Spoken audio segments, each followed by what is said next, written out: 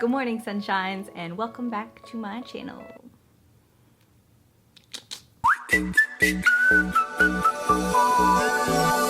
Today, I wanted to do top 5 weightlifting kind of, I don't want to call them hacks, but hacks is like a fun word to use. But weightlifting, just tips and tricks that I've learned that help me get better workouts, that help me get more out of my workouts. I'm not a trainer. I've never wanted to be like a one-on-one trainer kind of thing. This is just things that I've learned from my own personal experience and through like various research and stuff like that. But definitely do your own research, figure out what works for you, but maybe some of these tips will help you.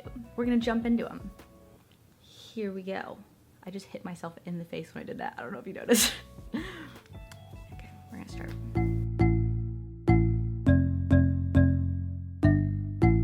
Tip number 1, seems kind of obvious, honestly. It is warm up and cool down. Actually, I think warm up is really obvious. I think people forget about the cool down. Warm up before your exercises. From my perspective, from my experience, from my research, other people could have different opinions. I think a warm up is getting your heart rate pumping before you're going to do your workout.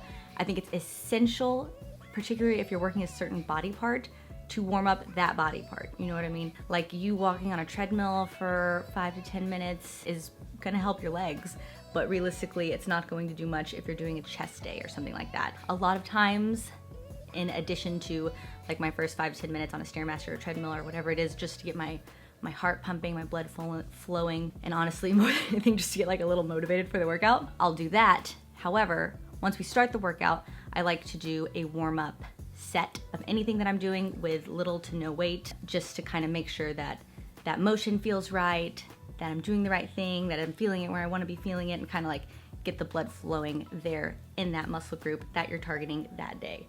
I'm flexing my biceps as if I'm like totally do biceps all the time, which I don't. But regardless, definitely want to do a warm-up set for the exercise that you're doing almost always. But I find that really helps me, and it helps my muscle fatigue afterwards, and it makes sure, you know, you want to prevent injury and everything like that. Also, another thing that I often skip, but that I know helps so much, is you want to cool down.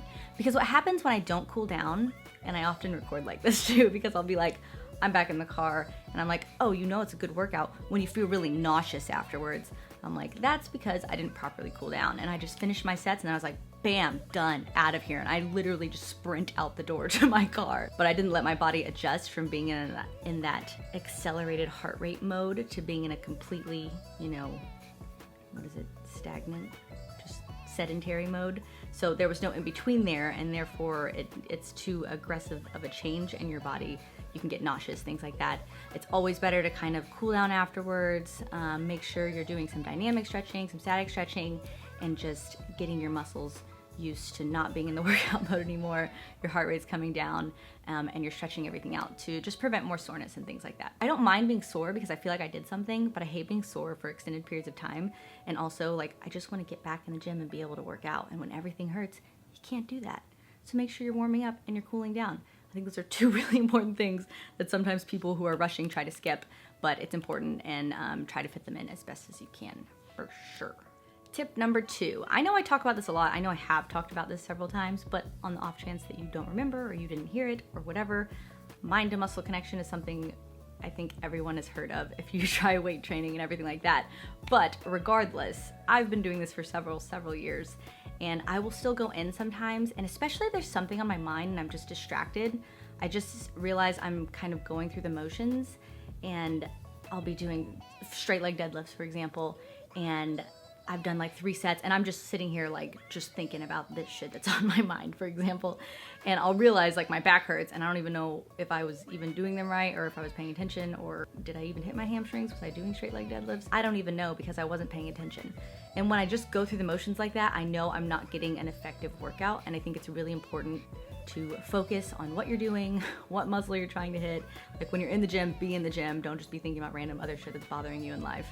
And I really want to make sure that if I'm doing a hamstring exercise, that my hamstrings are doing the work, because a lot of times you will activate other muscles doing those exercises, and they'll kick in and start to do the work for you instead if you're not really paying attention. So I think that's hella important to actually focus and make sure that what you're training and what your goal is what is doing the work. Because when you don't pay attention, that's when other things start to happen.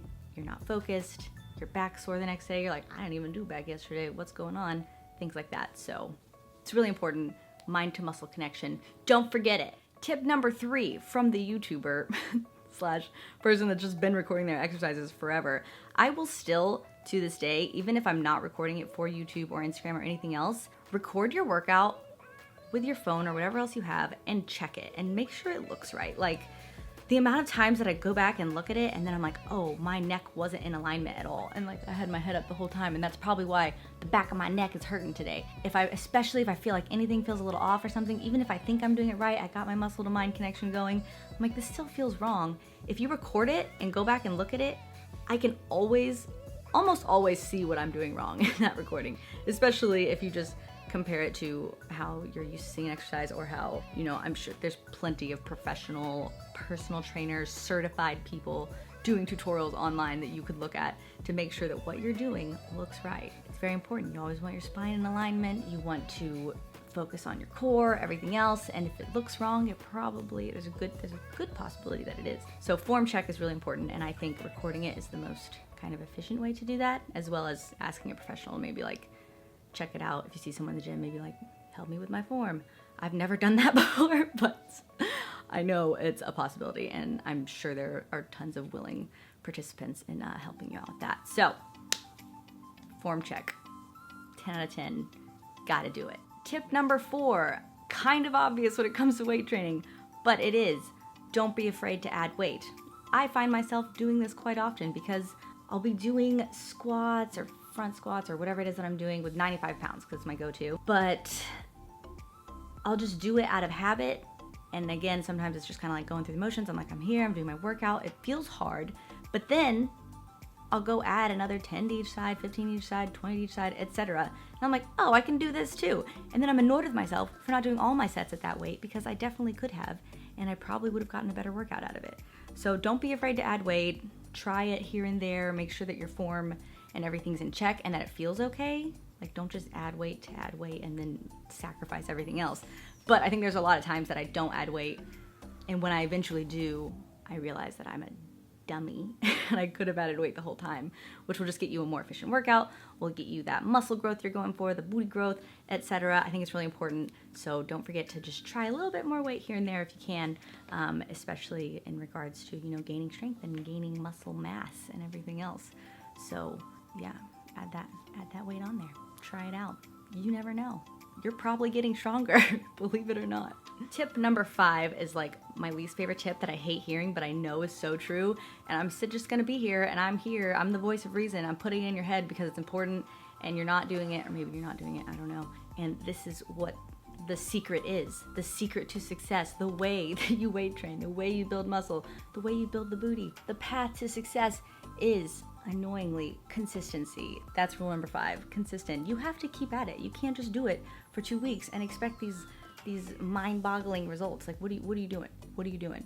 Consistency is just the secret to success. You have to keep going, keep doing it. Do it for a week, do it for 2 weeks, do it for a month, do it for 6 months, do it for a year. Like, you won't even believe how much your body can change, how much your mind can change, how much your energy can change.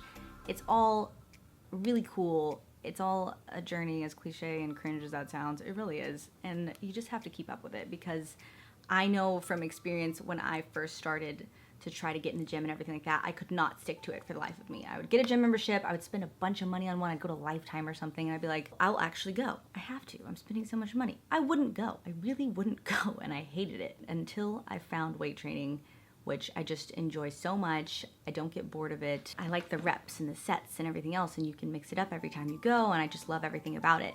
And that's what does it for me. So that's why I go to the gym. That's why I keep going to the gym. That's why I've been consistent for years and years, regardless of, you know, little lulls, and there's always highs and lows and everything. But overall, if you have that consistency, I think that's just the secret to success in almost everything, pretty much everything in life. So those are my tips.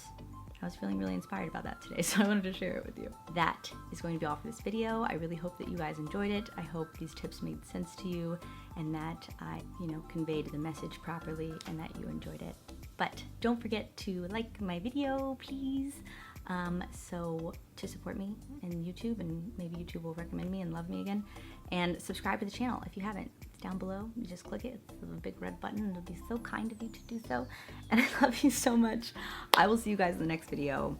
And yeah, that's all for me. Ta-ta for now. Bye.